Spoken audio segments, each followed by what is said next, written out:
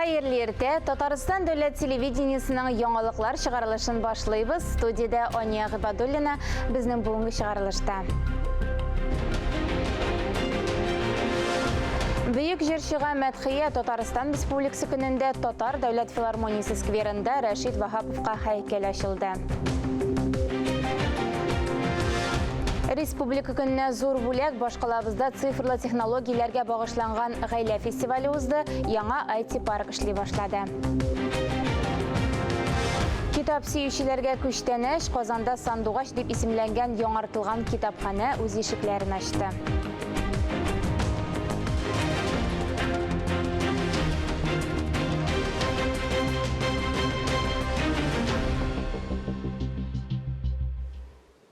Татарстан Республикасы көнен гадәттәгечә зурлап эчтәлекле бәйрәм программасы яңа объектлар белән билгеләп үттек.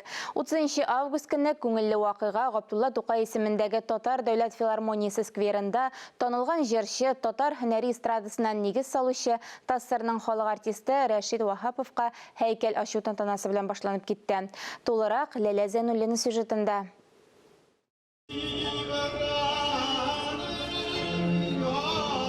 Кабатланмас моң агыла, Рәшит Вахапов моңы, моңнарга уралып кала, йөрәкнең нечкә кылы.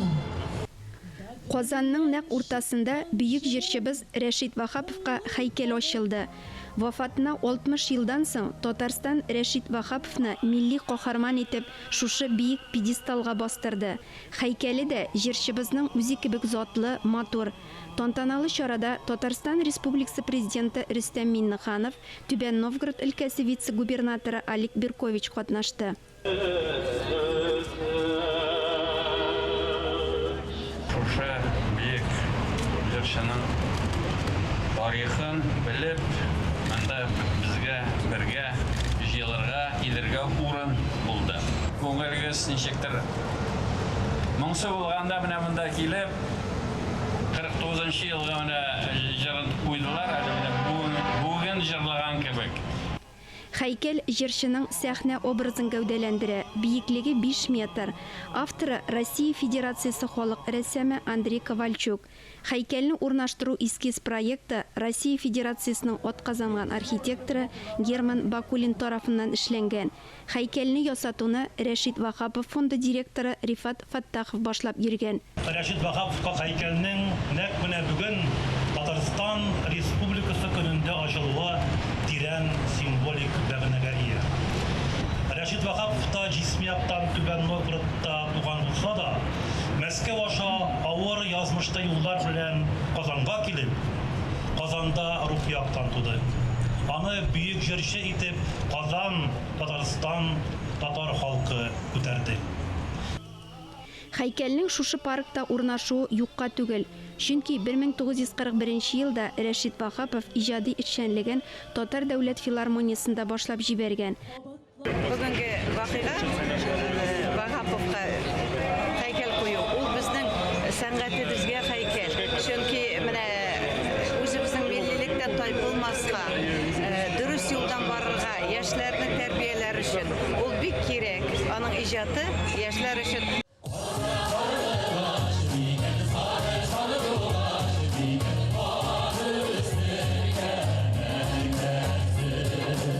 Паркта бар җиһанга ул көнне Рәшит Вахапов җырлары яңгырап торды. Тантанага шактый халык җыелды. Араларында танылган язучылар, шагыйрьләр, җырчылар бар иде. Шул халык җырларын җырлап инде Рәшит абыйның, Рәшит Вахаповның җырларын тыңлап үстем мин шуңа күрә. Шуннан дип уйлыйм инде мин. Үрнәк алып, аның җырларын җиткердек дип әйтәсем килә. Рәшит Вахапов беренчеләрдән булып татар җыр сәнгатын югары профессиональ дәрәҗәгә күтәргән сәнгатькәрләребезнең берсе. Шуңа күрә аны шулай зурлау, аңа һәйкәл кую, аны халык хәтеренә саклау, ул безнең өчен дә, безнең халкыбызның киләчәге өчен дә бик тә мөһим. Һәйкәл ачылышына аның туган ягы Түбән Новгородтан да кунаклар катнашты. Мин үзем яшьрәк инде аны күрмәдем, белмәдем. Минем әтием Надир аны еш күргән. кунаклы йөри булган. Туган авылларына, туган якларына ачык күңелле.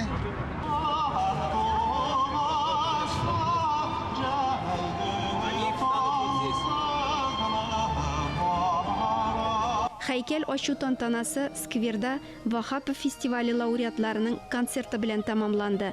Ләйлә Зайнуллина, Владимир Юрков, Татарстан яңалыклары. Республика көне гаилә бәйрәменә әйләнде. Татарстан башкаласында аны технологик алгарыш буларак та билгеләп үттеләр. Цифрлы технологияләргә багышланган Татарстанның киләчәге дигән гаилә фестивале узды. Шулай ук яңа IT парк ачылды. Толырак мәгълүмат киләсе репортажда. Балалар мониторлар янында отырган орада ата-аналар аларның уңышларын күзәтә. Бу компьютерларда уйнап утыргына түгел, киберспортчыларның җитди ярышларга әзерләнүе. Хәзерге вакытта балалар белемнәрен ныгыта, аларның эшчәнлеге белгечләр күзәтүендә. Күрше блокта балалар цифрлы эшләнмәләр тәкъдим итә. 6-нчы сыйныф укучылары тәкъдим иткән робот алфавитны өйрәнергә булыша. Пожалуйста, букву Д. Вот он попросил показать букву Д. Допустим, мне ребенок не знает, как она выглядит, я покажу букву Н. Н неверно, не переживай, все будет Он сказал, теперь еще раз, чтобы ребенок не растерялся. Взрослый IT-парк помогает нам. Өлкәннәр IT паркы безгә балалар эшләнмәләрен күчереп алырга булыша. Анда алар үз дизайннарын күрсәтә ала. Балалар һәм өлкәннәр технопарклары хәзер бер түбә астында. Башкаланың үзәгендә Бәшир Рәмиев исемендәге IT парк ачылды. Даст очень хорошие, привлекательные рабочие места для нашей молодежи и талантливой молодежи, которые будут стремиться попасть в нашу столицу Казань. Цифрлы индустрия уңайлы шартларда конференц-зал, бизнес-инкубатор, китапхана, коверкинг, кафе, фитнес-залы бар. Ранний подъем, жесткая дисциплина. Арып китсәң, тренажерларда шөгыльләнергә була. Күнегүләр өчен уңайлы шартлар бар. Күнегүләрдән соң эшчәнлекнең нәтиҗәлелеге арта. IT киңлекне ничек яхшырту кирәклеген бергәләп билгеләгәннәр. Эшләүчеләрдән тәкъдимнәр алынган. 45 000 квадрат метрлы IT парк республикада иң зурысы, ярты елда салынган. Строительная отрасль с точки зрения работы в 2021 году показала большой рост более 7%. Огромные слова благодарности. Төзүчеләргә рәхмәт. Эшне тиз тоттылар. Барлык уңайлыкларны да булдырдылар. Масштаблы проект республикада цифрлаштыру юлында гамәлгә ашырылды. Аның төп фестивале 1000 еллык паркында узды. Биредә һәркем яңа цифрлы чынбарлыкка чумалды. Фәнис Мөхәммәтов, Регина Сафиуллина, Дамир Мөхәммәтханов, Татарстан яңалыклары. Концертлар үткәрү мәйданчыгы Казанның Сандугач китапханәсендә барлыкка килде. Республика өчен бу үзендә концерт залы булган беренче китапханә. Тантанада Татарстан президенты Рөстәм Миңнеханов та катнашты. Тулырак алдагы язмада. Чтобы вернуть книгу, необходимо нажать на кнопку «Возврат книги». Поместите книгу в книгоприем. Выберите действие. И нажать на «Сдать книгу». Мәүлетов урамындагы яңартылган Сандугач китапханәсендә укылган китапны файда ук уку залына кермичә дә тапшырырга була. Яңа китапларга электрон формада язылырга мөмкин, шунда ук йомшак кәнәфигә утырып китап укырга да була. Я как многодетная мама. Әдәбият бик күп монда. Менә без кызым белән балалар өчен китаплар укырга киләбез. Мы на 60% обновили библиотечный фонд. Без китапханә фондын 60%-ка яңарттык. Өстәвенә бүген яшьләрнең кызыксыну зонасында булган әдәбият көчәйтелде. Булар фәнни популяр әдәбият, психология, социология.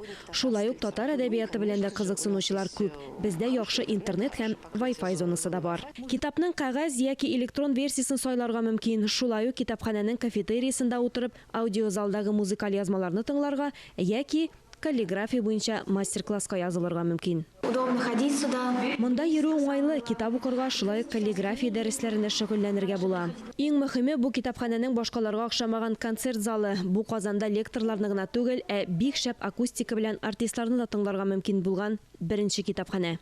Янәшәдәге ишек алдыда танымаслык булып үзгәрде, әллә кайдан балкып тора. Ул шулай ук безнең ишек алды президент программасы буенча төзекләндерелде.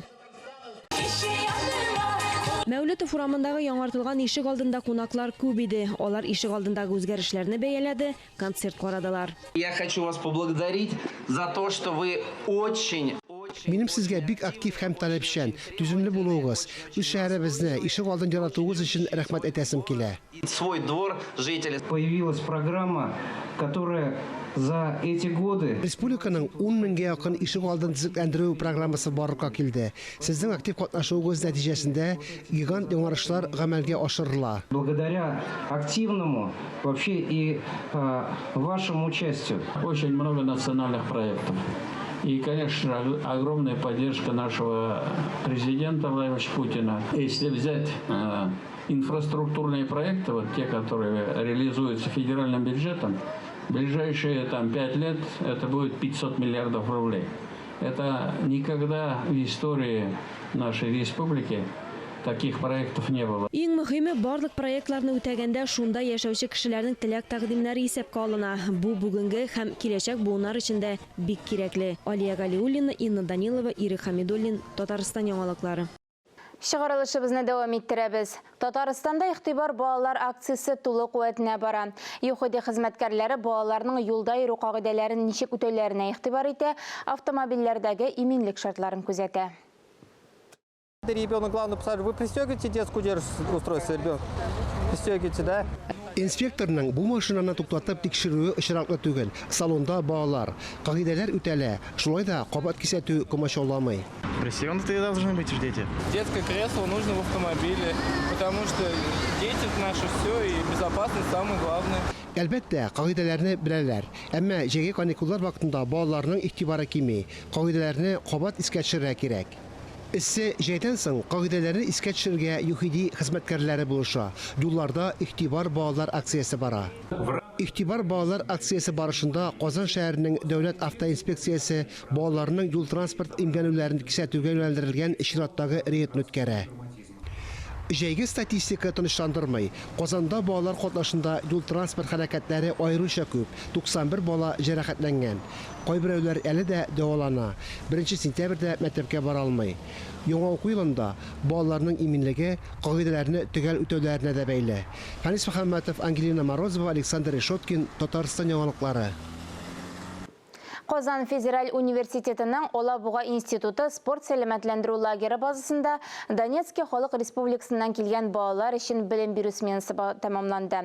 Олабуга һәм Чаллы институтлар укытучылары балалар өчен лекцияләр укыды, осталык дәресләре, тренинглар үткәрде. Балалар уку йортында гамәлгә ашырыла торган фәнни юнәлешләр, шулай ук заманча цифрлы технологияләр дөньясындагы соңгы казанышлар белән танышты.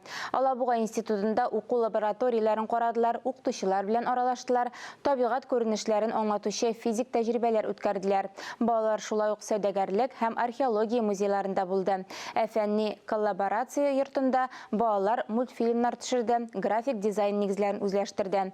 Үзәк белгечләре сменада катнашучылар белән Рубик кубын җыйды, шахмат уйнады, квадрокоптер белән идарә итте. Казаннан 2 спортчы Илья Шикшин белән Александр Динештейн Россия кубогы һәм Саха Республикасы башлыгының өстәл уйны буенча 1-нче кубогы җиңүчеләре булды. Якутиягә турнирга бөтен Россиядән иң көчле уенчылар килде. Татарстан вәкилләре гадәттәгечә иң көчле булуларын раслады. Җиңүче кубогы кыйммәтле чиста көмештән ясалган, болан мөгезе элементлары һәм милли бизәкләр белән бизәлгән. Го уены буенча Якутия башлыгы кубогында көндәшлек югары иде. Иң көчле уенчы исемен Казаннан күп тапкырлар Европа һәм Россия чемпионы Илья Шикшин раслады. Я играю с гос 5 лет. Го уеннан мин 5 яшымнан бирле уйныйм. Ул миңа һәр вакыт бик ошый. Партия вакытында көндәшемнең кем булуы мөһим түгел. Алдыма куелган бурычларны хәл итәргә тырышам.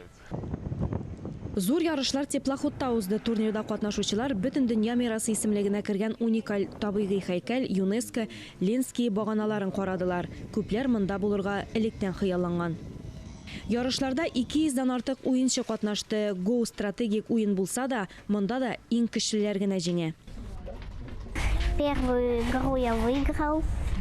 каким-то образом. Самое главное в Го для меня это хорошо сыграть начало, потому что если ты хорошо играешь начало, то в конце у тебя, скорее всего, не будет проблем.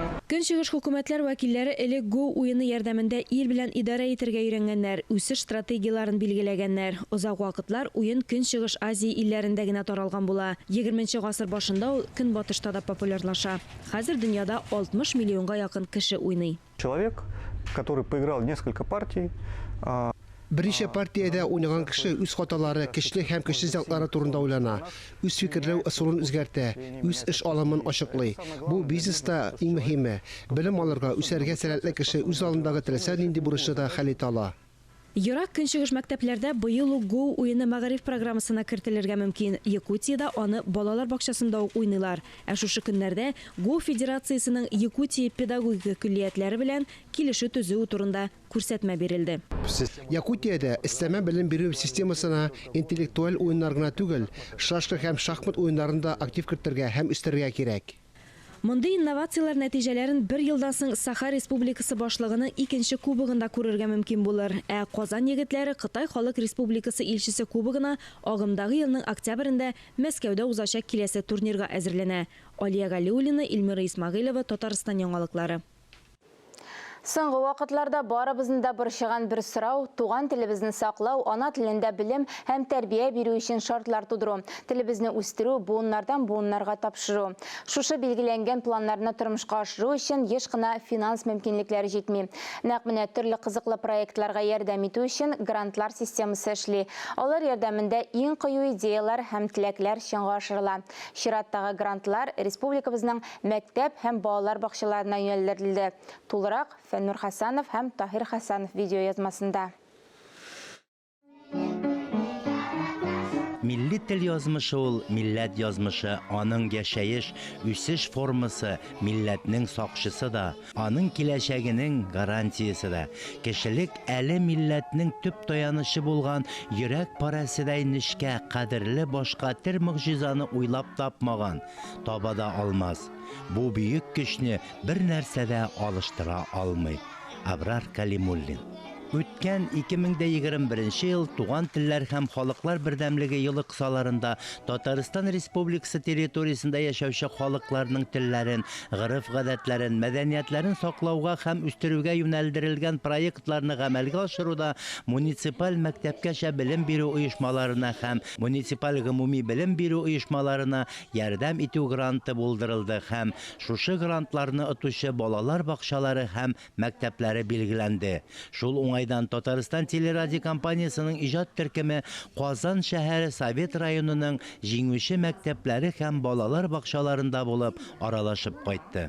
Казан шәһәре Совет районында барлыгы 40 мәктәп һәм 91 балалар бакчасы эшләп килә. Бу грантта катнашучыларны башта безнең районда оештырылган комиссия аларның эшләрен карап, аларны бәяләде.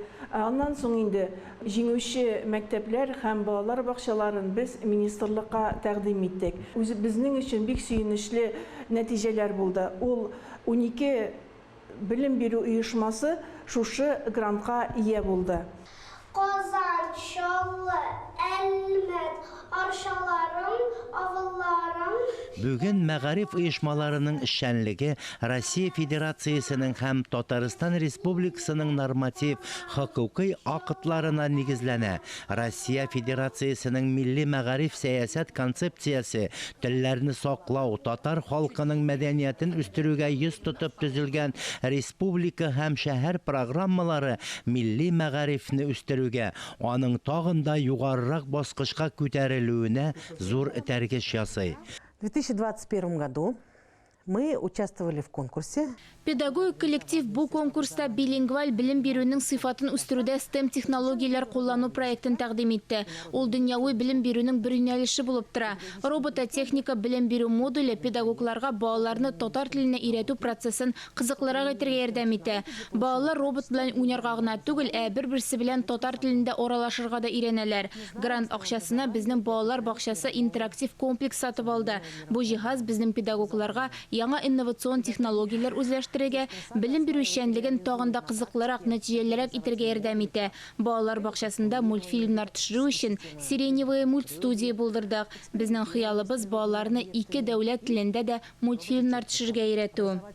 Совет районында 31 белем бирү оешмасы рус телендә белем бирә. Аларның икесе рус этномәдәни компоненты булган мәктәп. 8 мәктәп татар телендә белем бирүче мәгариф оешмасы. Балалар бакчасының 30-ында татар телендә тәрбия эшләре алып барыла.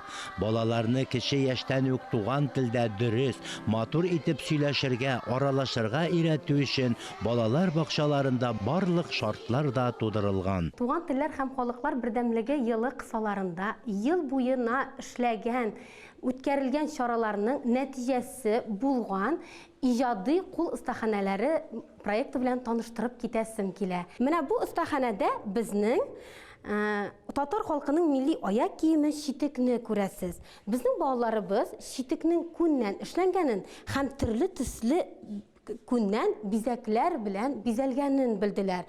Ә менә бу остаханәдә без рус халкына гына хас булган рус курчаклары ясау ысулын өйрәнделәр. Инде киләсе остаханәбезгә күз салсак, безнең итек басу остаханәсе.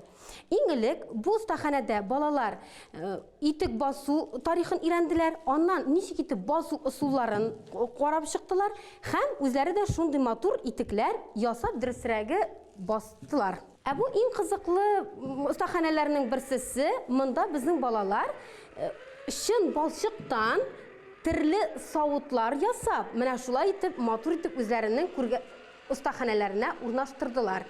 Әйнемезне күргәнегезчә, безнең шигу остаханәсе. Балалар монда төрле шигу алымнарын гади юл белән шигәргә өйрәнделәр. Монда татар халкының милли киемнәренең бер элементы калфак, түбәтәй һәм күкрәкчәне бизәделәр. Төрле бизәү ысуллары кулландылар. Алар аны бер өзлектә куеп, матур итеп бизәделәр. Балалар өчен бик кызыклы остаханә булды дип әйтәбез. Без грантка «Сәләмлим сине Казан» дигән проект әзерләдек. Шул проект белән без катнаштык.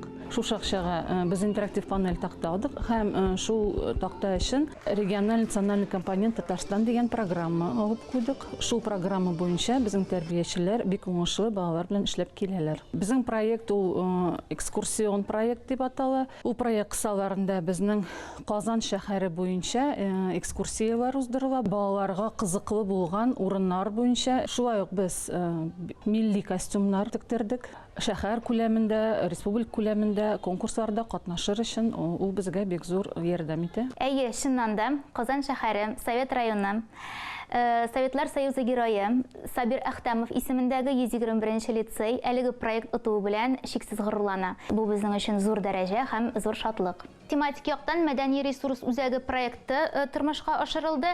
Шуннан да мәдәният ул безнең мирасыбыз. Димәк, иң беренче чиратта укытучылар өчен курслар булдырылды. Шуннан соң үзебезнең китапханә фондын тулыландырдык. Берсеннән берсе матур китаплар, сүзлекләр китапханәдә баетылды. Шулай ук төрле концертлар, программалар өчен татар милли костюмнары тегелде. Әлбәттә, әлеге проект бер генә ел эшләү дәврендә башкарылмады. Баскычлар аша нинди булса авырлыкларны үтә без әлеге проектка килдек. Грантлар Татарстан Республикасы президенты каршындагы татар телен саклау һәм үстерү мәсьәләләре комиссиясе тәкъдиме белән кертелде һәм тормышка ашырылды. Әлеге сәгатькә шулар иде. Берничә минуттан эфиребезне хәерле көн Татарстан тапшыру дәвам итә. Без яңалыклар иҗат төркеме бүгенгә сау булашабыз. Үзегезне һәм якыннарыгызны саклагыз. Сау сәламәт булыгыз.